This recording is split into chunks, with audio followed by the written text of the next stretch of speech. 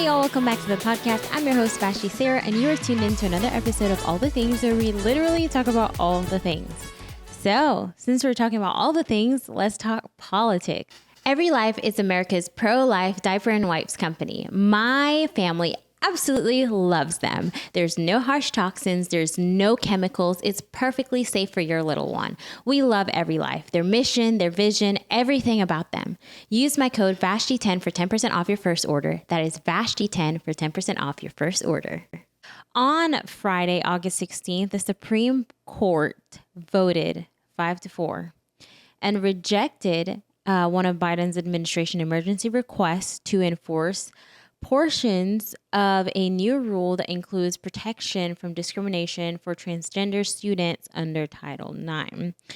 So this request would have permitted biological men in women's bathrooms, locker rooms, dorms in 10 states where there are state level and local level rules in place to prevent it. This rule was issued in April and then clarified that Title IX's ban on sex discrimination in schools covers discrimination based on gender identity, sexual orientation, and pregnancy or related conditions. The rule took effect on August 1st, and for the first time, the law stated that discrimination based on sex includes conduct related to a person's gender identity. That's a lot to unpack, but in simple terms, essentially, the Supreme Court was not in favor of this request. And, you know, this petitioners had argued that physical fitness tests demonstrate that there's a difference between men and women at every age, which is huge that society is making that distinction, because with a lot of the LGBTQ movement and the narrative that's out there, you know, especially in politics, at least most politicians, they try to stay in the middle ground just so as to not offend one side or the other, but also, I mean, it's a voting ploy, you know, to get as most voters as possible. So I'll just stay in the middle. And if I stay there, then I'm safe there. But I mean, this is huge. This is a big deal that the Supreme Court rejected this rule, and it protects women, especially in women's sports. I'm sure you've heard of the many different examples of, I can't remember the girl off the top of my head, but one of the instances was she was changing in the locker room, and all girls, you know, are changing together, and this guy just strips all the way down commando because he identifies as a woman, and his genitals were just out in the open, just for everyone to see. And there's no privacy. There's no line where, you know, where men and women are separated. And the fact that the Supreme Court rejected this request is huge, and it protects women like her who, and just in general, men and women, and keeps that separated and that entity sacred. You know, it's amazing to me because the Supreme Court know what a woman is, but they don't want to say what a woman is, and it's pretty comical. It's like they want to celebrate women, they want the rights for women, but at the same time they don't want to outrightly say it. Why? Again, so that they can remain in the middle ground, in the middle playing field, to play things safe. But I don't want to harper on the negative. I want to harper on the positive that, you know, even though it wasn't a landslide of a win, it was 5-4, which I will say that is pretty alarming at that the votes were 5-4. 5 voted against the rule and 4 voted for this new rule. And it just shows that the it just shows where we are as a nation and what can happen in the future. Now, thankfully, this bill didn't get, or not this bill, but this request didn't get passed. But who's to say that another request comes about similar to this one? They just change up the words a little bit. They just change up the requirements a little bit, and that one does get passed. And as Christians, I think more than anything, we have to be praying for our government. We have to be praying for those who are seated in the Supreme Court, who are making, who are voting for these rules and voting towards these different changes. And, it just shows the urgency that we should have. I mean, I get it. Not everyone wants to be a part of politics. It's a sticky subject. People lose families over this topic. People end up in, major arguments, lose friends, end up in divorce over this topic.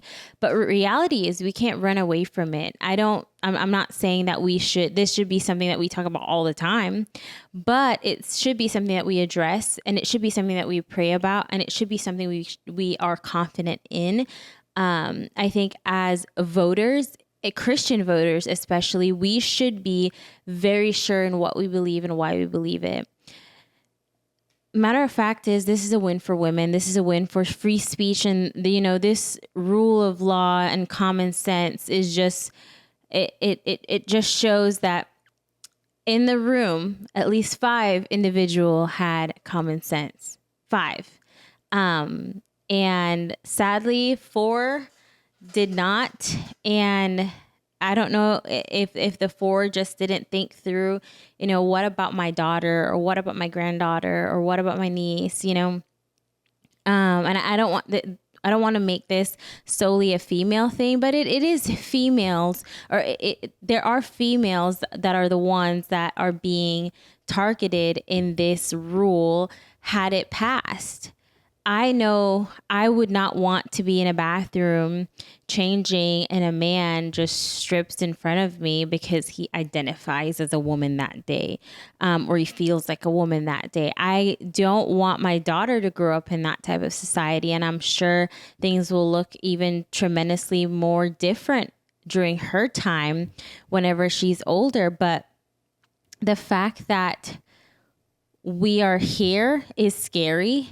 But also the fact that the rule was voted against is amazing. And that just shows the power of prayer. And I'm not saying that, it's because we prayed as Christians, that rule didn't get voted in place. But I do believe as believers, we do have a say, we do have power, so to speak, in what happens in the economy, what happens to this nation. If we become passive towards the government, if we become passive towards just politics, then we will have passive results. We will have passive results that will not just affect us, but affect our children. We have to be aggressive. That's just it. We have to be aggressive in how we speak, what we stand up for, and being just having that assurance and confidence in what you believe and why you believe it. Too often we're easily swayed left and right. We want to float upstream with everyone else because we don't want to ruffle feathers. We don't want to offend people. We don't want to not be liked. But reality is we were created to be the salt and light of the earth. We were created for friction. We were created to disrupt what people consider is good because it gratifies self. What people consider is great for them, but in reality, it's sin. We were created and designed as humans to ruffle feathers. We were created in this fallen world. God called us to stand out and be different. And if standing out and being different translates to you being rejected, being called a bigot, being made fun of, being,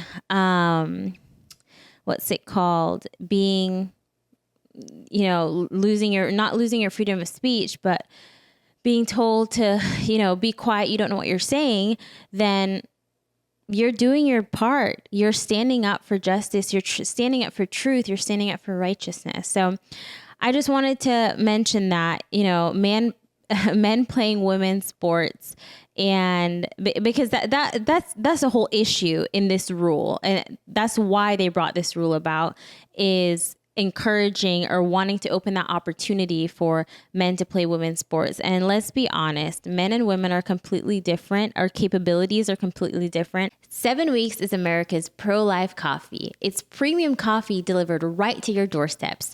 All roast available, and it's absolutely delicious. Start your morning off with 7 Weeks coffee. It's not just drinking coffee, it's drinking coffee with a purpose.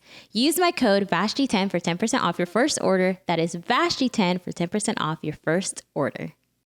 In another episode, I'll probably talk about the feminist movement. I think the feminist movement specifically ruined manhood in a number of areas, but one of them is it's allowing men to think that they can play the woman's role, and vice versa, the women feeling as if they can play the man's role. We have women who no longer want to take the role of nurturers, and we have men staying at home, women being the breadwinner. And I'm not knocking on that at all, but the structure of what a family unit should look like has changed drastically, and we don't have manly men anymore. We have manly women and womanly men.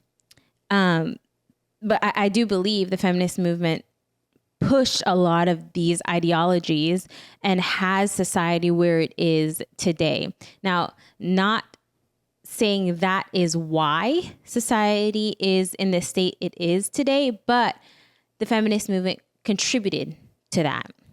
So anyways, huge win for women, huge win for freedom of speech. And just want to encourage y'all to, as much as politics can become toxic, just filter through what you listen to and pray as believers. The power of prayer is very effective. You have to pray for your government. You have to pray for those who are in leadership, and we're called to do so. The Lord placed them there, one way or another. The Lord placed them there. So anyways, I will see y'all in the next episode. Like, share, comment, do all the things. See y'all next time.